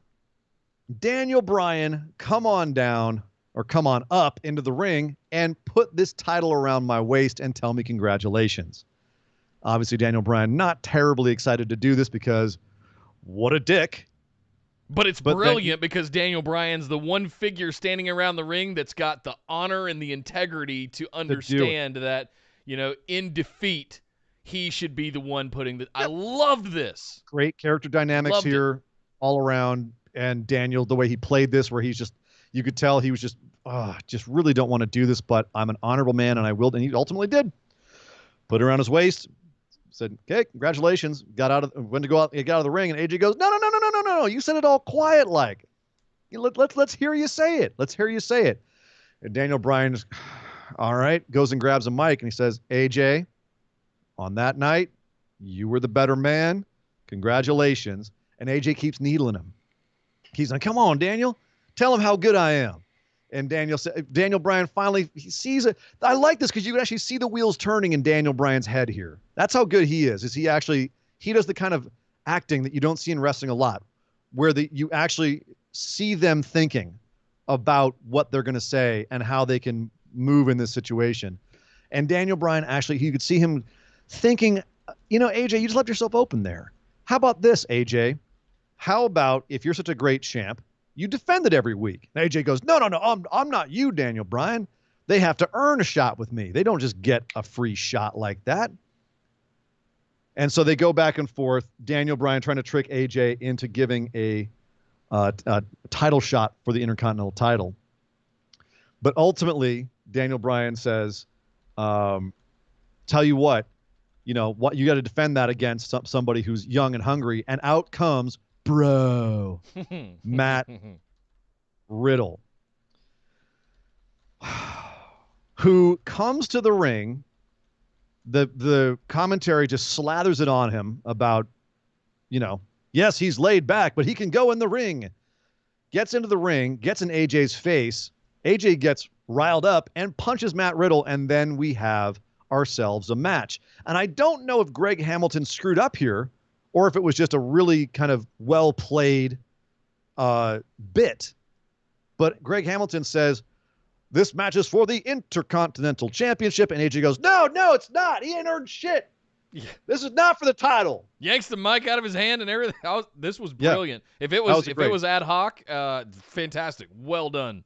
Yeah. If it was thought of beforehand, it was played very well. If it was on the spot, well done by AJ. Either way, it was great, and it made it feel real that AJ was scared to put his title on the line. Yeah. And it made it feel real that he was the kind of champ who would try to weasel his way out of title matches. Yeah. So whether or not it was a mistake, doesn't matter, was a nice moment. I loved AJ going ballistic outside the ring after Riddle. He did develop a little cut under his eye, and one of Riddle's knees, I think, got a little too happy. Or Riddle's hangnail. Who knows? So we then have this match, AJ Styles versus Matt Riddle, which if you talk about the first match that Matt Riddle's going to have on the main roster, talk about an ideal way to start. Good God. This is how you debut. This is a debut right here. Yeah. And we're not even at the end of the match yet. Just describing what you've seen so far. Riddle coming out, getting this big treatment, big entrance, comes down to the ring, gets into it with AJ Styles, and then gets a match, first thing, with AJ Styles, the Intercontinental Champion. And then, Nick, after a somewhat chippy match, AJ starts to wear him down, gets out of the ring, gets into Daniel Bryan's face outside the ring. Daniel Bryan has to be restrained, and AJ gets cocky, goes to get back in the ring and deliver a phenomenal forearm, gets caught on the ropes by Matt Riddle, who pulls him into the Bro Derek. 1, 2, 3. Matt Riddle, on his debut, beats AJ Styles. And then the entire locker room, all the faces at least, jump into the ring and give him a big hug and high fives. Anointing him, basically. Anointing. It was absolutely, he was being anointed. I haven't seen a debut like this in a long time. Me neither. This was a full-on strap the rocket on this kid. Holy crap. That was a debut. So there's a lot to take away from this, and we didn't even touch on some of it. But I'll get to that. Let's when we thought, let's not talk about some of the darker stuff we have to talk about eventually here. We'll wait on that. Let's just look at this on the surface level. Matt Riddle finally debuting on the main roster. Nick, when we were doing the show when Matt Riddle debuted in NXT, we were watching him on the Indies for a long time. You and I are old fans of his work. When we discussed how Matt Riddle would be best used in the WWE, how close was this to what we prescribed? Spot on. Spot on, right? Make him come out. He'll flip his slides off. It'll be silly. It'll pop the crowd. all of those things, and the old West Coast hip hop '90s music as he's coming out, bro, and everybody won't take it seriously, and then the switch flips and the MMA comes out, and he's in the ring beating the absolute crap out of AJ to the point where it felt to me like he was going almost too hard on AJ, and AJ had to hit him. Like I said, the first half of this match felt a little bit stiff, and I almost felt AJ kind of trying to rein him in a little bit. Yeah. Maybe if that was just them actually what they wanted to do, then props on them for putting that out, like making it feel that way, because it did feel pretty chippy. Yeah. It felt like Riddle was hitting him a little too hard and AJ was getting a little salty back. Well, even before they had the match and AJ lost his shit, he was slamming the commentary desk. Already got busted open. Yeah. You know? That to me felt like a work. But again, regardless, comes out and looks like an absolute beast and beats AJ, right? That's a freaking debut. You've defined now exactly what Matt Riddle is.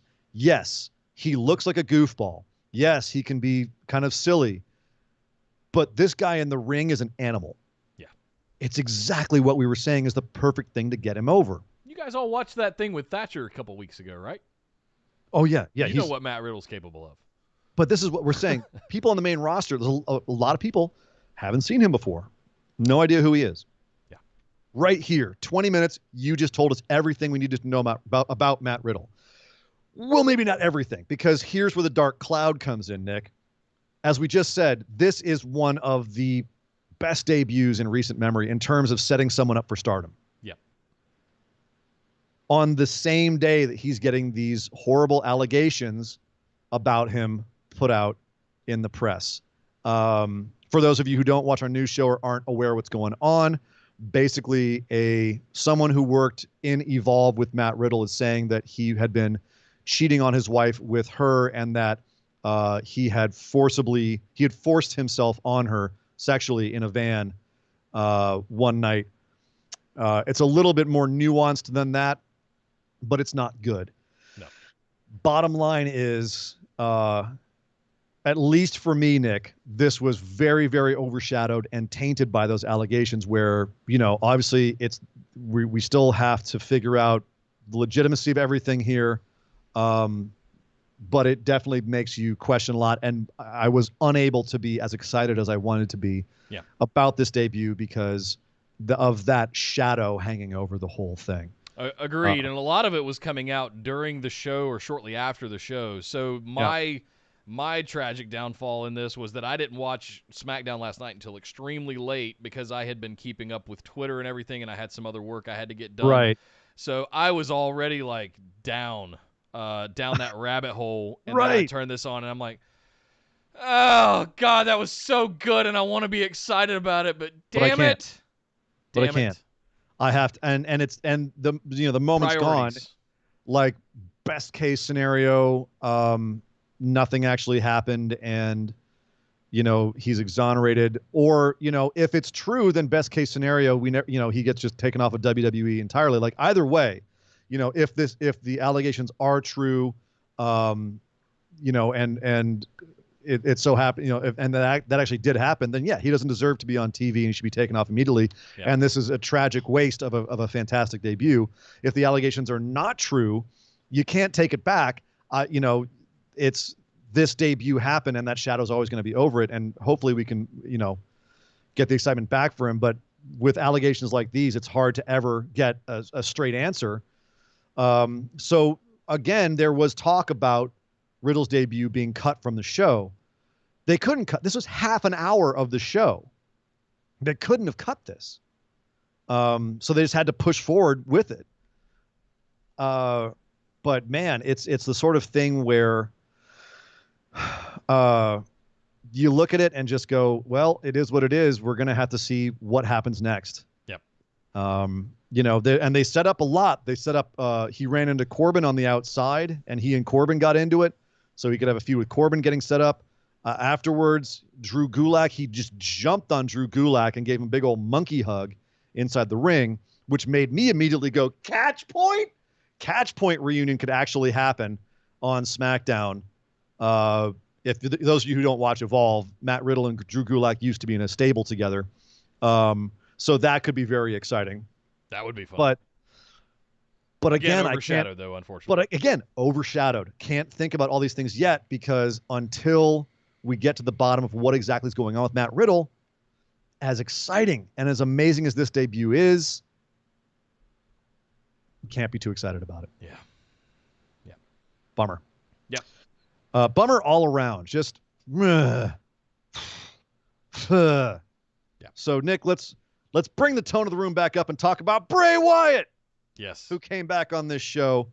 The end of the show, we had a Firefly Funhouse segment where sweater-wearing Bray, Mr. Rogers Bray, he came back and he said, "Hi, kids. I know I've been gone a while, but, I had to go do some things, like read a book and go play in the sunshine and learn how to raise the dead. Oh, yeah, and some other fun things, too."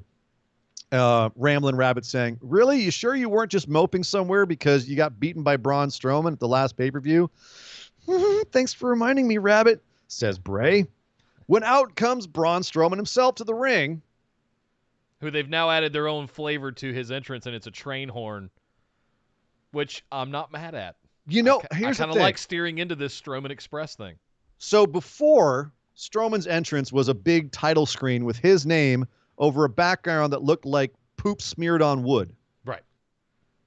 Now it's a train, and we've got, like, steam whistles going off and stuff. It feels like a damn entrance for a champion. Yep. And a character.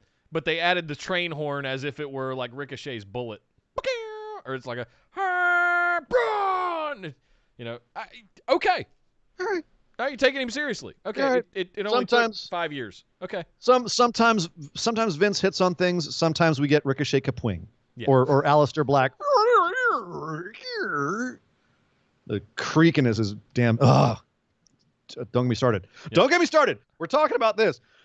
All right. So Bray Wyatt says, "I wasn't kidding when I said I could raise the dead, Braun. Yeah, you're big and strong, but guess what? I brought somebody back you might know." And we flashed a whole bunch of footage of the old Wyatt family, and I'm like, he brought Rowan back? No. He didn't bring Rowan back because then all of a sudden, who pops up on screen?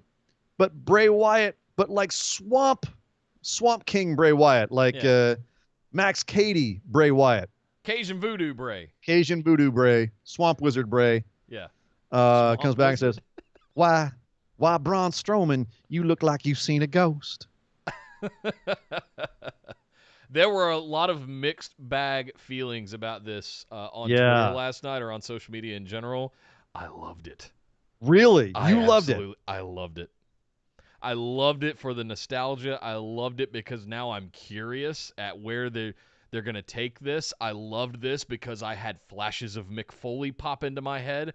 I loved this because I had all kinds of things going on that Cajun Wizard, what did we say? Cajun Wizard Bray did not actually get to see through. And I'm wondering if this is going to become a sort of Mankind Dude Love Cactus Jack dynamic. That's where my head's going. Or Matt Hardy, where he's able to switch between gimmicks or something. Yeah, but Sure. So I'm in the mixed bag camp, and I'll get to that in 1 second because we were talking about the entrance and Line Drive again. Line Drive throwing down today, dude. Damn, dude. $5. Thank you very much, Kyle. Worth noting, the train runs through what looks like the old Wyatt house in the entrance video. It's quick, but it's there. I did not notice that, and I shall be looking for it. Good call, sir. Jay says the proper name is Voodoo Hellbilly instead of Hillbilly. Voodoo Hillbilly Wizard. Hellbilly. Wasn't that Reverend Horton Heat did Hellbilly? I don't know. I'm neither here nor there. Anyway, so okay, let's get back to Swamp Wizard Bray here. Yeah. I'm not entirely sold, and I'll tell you why. Part of the whole concept that it seemed like Wyatt was running with when he started this was that he had killed Swamp Wizard, took his head, and made it into a lantern. Right. That he had rejected that because he was a failure. And he even cut through it with a little play chainsaw, right? Yeah. It was like, right. He had left him dead and buried. Well, that was Butcher Bray. Exorcise the demon. That was Butcher Bray. That was a different iteration as well. Sure. But it was still, it seemed like one of the things that he had done to create the Fiend was synthesize, or rather pull apart that entity into two separate beings. And anyone who's listened to our show for an extended periods of time knows that I have gone in deep on some of the meaning behind Bray Wyatt and the Fiend and all of his little world there. If you haven't listened to it, it's up on YouTube right now, the breakdown of the Firefly Funhouse match from WrestleMania, where basically Nick has to sit there and listen to me go off for an hour and a half about all my theories. My mind was blown. It's we went deep. Yeah. We went deep. But here I feel like this flies in the face of some of that, especially because one of the things that was even established in the continuum of Bray Wyatt's world here is that this guy's a loser. He can't win matches. And so to bring him back to face Braun Strowman, it seems like if Bray Wyatt's a mastermind, this ain't it. This is not a good strategy. The Fiend can beat anything. This is the downside of your booking being the Fiend can beat anybody. Is now you're in a situation where you've got to bring back this loser Swamp Wizard guy to bide time until you finally feel like putting the strap on Bray, because the second the Fiend comes out to face the champion, the Fiend's going to win. Yeah. And if he doesn't, you're going to have to come up with some bullshit ending like you did at Hell in a Cell. So they've booked themselves into a corner here again. Now, granted, this is a creative way out of it. I didn't see it coming. But the reason I didn't see it coming is because it doesn't make a whole lot of sense. And it doesn't really, it's not exciting. You know what I mean? It's interesting. Okay, this is the guy that created, quote unquote, Braun Strowman, but we kind of said that Bray created Braun Strowman in their last feud, right? So where we had Mr. Rogers Bray facing Braun, and Mr. Rogers Bray was actually able to almost beat Braun because he's now a wrestler somehow. Do you see what I mean? I feel like I understand what you mean. I feel like if you're going to establish the different levels of Bray, you've got to have their power levels be, defined a little bit more clearly. And maybe this is now I'm just getting way into nerd territory here. We're running really short on time. We can't do another hour and a half on Bray Wyatt. Okay. Holy crap. I looked at the time too. Yeah. My goodness. All right. So suffice it to say, this didn't quite work for me. So we'll see where they're going with it, but I love the nostalgia of it. That's really and the potential of it becoming a tri-head. What do you call the tri-head? Chimera? Yeah. Yeah. The three-headed monster of Bray Wyatt, right? I love that kind of. We'll see. They definitely have to do some work to bring me back into it now. Yeah. They've also got to do some work to bring me back into Mandy versus Sonya. We had some Miz TV with Mandy on there, and special guest Sonya coming out, dick heel in a suit, by the way. She came out looking like a stud, all black suit. Daddy Sonya in the house, comes out, gets in Mandy's face again, says, I can't believe you're getting this much attention. Again, they get into a pull-apart brawl, which just, man, when those two throw fists, it looks good. They fight. It looks good. That's the only thing that got me back into it was, damn, they look good beating the crap out of each other. And then Mandy slaps Miz for bringing out Sonya. Do you wish that it would move on? We'd move on from Mandy, Sonya? Because I was really liking Lacey and Sonya for a while there. Or is this okay to bring it back? Yeah, I'm concerned about the whole Lacey Sonya thing too. We had two baller stiff matches between those two ladies that were fantastic, and then Lacey's now hanging out in the back with Tamina and Naomi doing nothing. And that scares me a little bit. But I don't want that to take away from what's going on with Mandy and Sonya, and I think that's what they're focusing on right now, and I'm not terribly mad at it.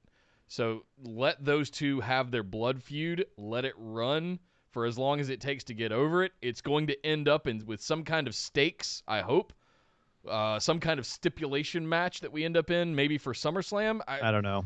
This is what we've complained about for over a year now about them, is that they really had nothing to do. So no, it's not okay for us to sit here and still complain that they've got nothing to do now that they're giving them something to do. I like this because they're giving them something to do and they are knocking it out of the effing park. Let them have matches. Let them build to stipulations. Let them build to a big four and just run the blood feud all the way. You still got Otis out there with the Money in the Bank briefcase. You can still do stuff with that. It's something I didn't bring up at the very top of the show, which I just remembered. The best part about the Daniel Bryan and AJ thing that most people probably didn't see on the outside was when they AJ went apart, outside and pushed Daniel Bryan in the face. If you look in the background, go back and watch it if you missed it. It's nothing but Otis fist pumping and air humping. Oh yeah! And it drew my eye, and I didn't even watch what was happening between AJ and Daniel Bryan. So, you would be looking for that. I love this between Mandy and Sonya Deville. They're knocking it out of the park as far as I'm concerned. Lacey, I think there's a reason they pulled Lacey back. It's to let this be the highlight. Well, we did see Lacey briefly. All of the women in the women's division, except for Bayley and Sasha, were in the back complaining about Bayley and Sasha and saying we should get them. And then Alexa realizes Nikki's missing and goes looking for her. Well, meanwhile, Bayley and Sasha are out ringside watching the New Day beat Lucha House Party for no reason. Because they've got nothing to do now that Forgotten Sons have been canceled. Right. So they're trying to start something new with New Day. Looks like they're right now Cesaro and Nakamura are up in their grill. Nakamura and Cesaro beat them last week. They have a chip on their shoulder. So it looks like we're heading into a New Day and Cesaro and Shinsuke program, which I'm not mad at. Cool. Let's give us that. But Bayley and Banks are running their mouths the entire time. As you said, Nick, showing up on every brand. And Nikki Cross, crazy Nikki, by the way, not little mellow Nikki, but like, I'm a psychopath. Nikki shows up and beats the crap out of them. We get a match with her and Sasha Banks. Sasha beats her clean. So that whole thing is continuing. We got the Iconics on Monday. We've got Alexa and Nikki on Friday for Bayley and Sasha Banks. We kind of already talked about Bayley and Sasha already and their pervasive existence on all the shows. But me personally, Nick, I'm not mad at it. So I'll just throw that out there. I had visions of Nikki slamming her jacket into the roof back when she was feuding with Asuka for the NXT Women's Championship, just going, again. Do you remember that crazy shit, Yeah. Nikki Cross? So I like seeing this Nikki Cross back. It's early, almost pre-sanity Nikki Cross, or when she was just getting involved with that. I'm not going to lie, and I know we need to move here, but I was going to point something out about Nikki really quickly. I almost kind of like that they've gone from Nikki just being a psychopath all the time to she's really sweet until she has too much coffee, and then she goes absolutely bonkers. Right. That's hilarious to me. Like, it's very main roster WWE, but at the same time, that is really funny. Yeah. That's really funny. She turns into a nut job when she has too much coffee. That's freaking funny. That's a good, that's character. What's not a good character is Chad Gable's gimmick, which is still going on. And yes, they're still running that he's short.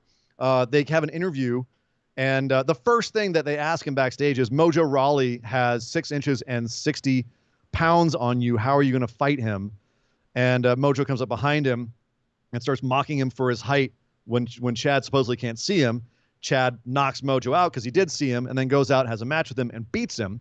But still, the entire story here was he's a little guy and he beats up big guys.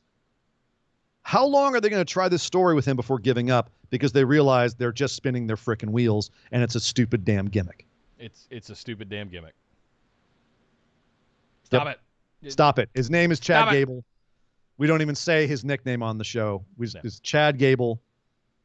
His name's already Chad, okay? He's a goddamn Olympic wrestler, for Jesus Christ. Like, he was. Stop treating him like he's in Space Jam or something. It's hard enough that his name is Chad. You don't have to make it worse by calling him what you're calling him on WWTV, okay? Yeah. Give me a break. Yeah. And finally, Nick, on SmackDown, Jeff Hardy had a sit-down interview about Sheamus, which I actually really thought was the best thing about this feud so far. He basically said that he's lost a lot of matches, but that Sheamus and the loss to Sheamus is almost like a reminder of everything he doesn't like about himself.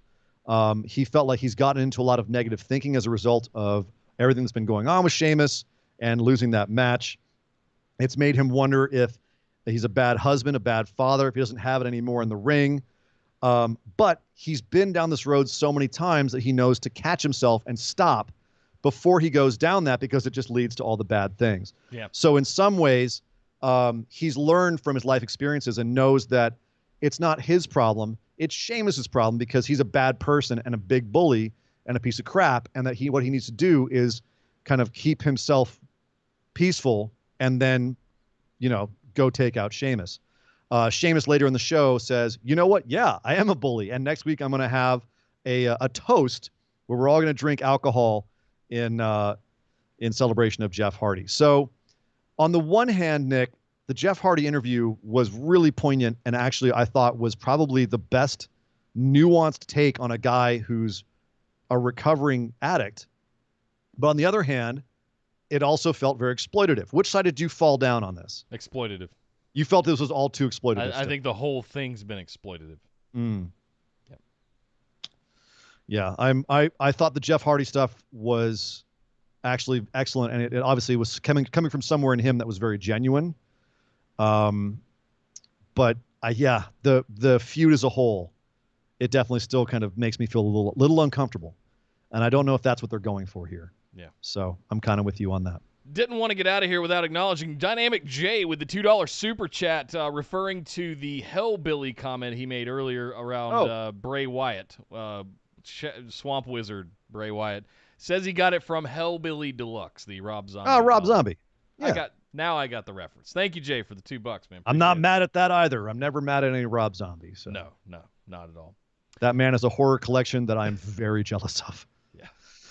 Well, there we go, guys. There's SmackDown, and there's the rest of the show. Thank you, guys. Nope, we're not done just yet. We still got to head over in a few minutes here that we've got left and do what we like to call our moment of positivity. And the button didn't work again because the thing's not crashing. Oh, God. All right, well, I got computer problems. It's a day. Tight. It's a day. I'm going to do it again, and let's see. Oh, crap, what just happened? Something just went nuts. What just went nuts? All right, well, let's try and keep going, and we're going to try and do what we like to call our moment of positivity. Mop, mop, mop, mop, mop, mop, mop, mop, mop, mop, mop, mop, mop, mop. That's right. The moment of positivity, the mop, the moment where we talk about the thing that happened over the last few days in wrestling that made us feel good, Nick, that gave us a smile, that sent us out into the world all happy and feeling fluffy on the insides. And it's a way to leave the show on an up note, on an upbeat. And that way you guys can go back out into the world yourselves feeling a little bit more sunshine inside. So, yes. Nick, what was your moment of positivity from the last few days? Well, I would be remiss if I did not say Kyle O'Reilly being the therapist. There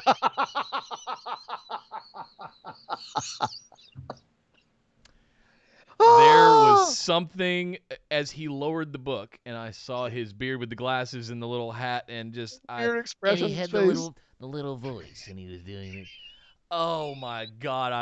I had to pause it. I was laughing so hard at certain points, and then to have Roderick Strong, who knocked this out of the park with the whole trunk therapy thing, like, all right, I'm going in, and then he sticks a foot in here. Nope, gone. Right, that whole sequence, but mostly Kyle O'Reilly being the therapist, and the way that they were able to smartly cut that together, where they weren't on screen at the same. Just mwah. My absolute moment of positivity is UE being UE again. Just knocking it out of the park. How about yourself? Oh man, well it's hard to top that. That was definitely some fantastic stuff. Mine, this is really hard because there's quite a few things that I liked. Just everything about Santos Escobar and that whole cruiserweight feud is just absolutely crushing it for me. Yeah. And the title picture in NXT has me just running scenarios in my head, and that's super exciting. I've got to give it to the Big Swole and Britt Baker segment. Just everything that's happening with Britt Baker again had me just laughing my ass off. And Big Swole driving her away, and then just randomly we find her in a dumpster. That's one of my favorite just things on a wrestling program that I've seen in so long. Like just as a little side plot device, like that was just freaking hilarious. And everyone involved in this knocked out of the park, even with Rebel finding her and her being like, "You're fired."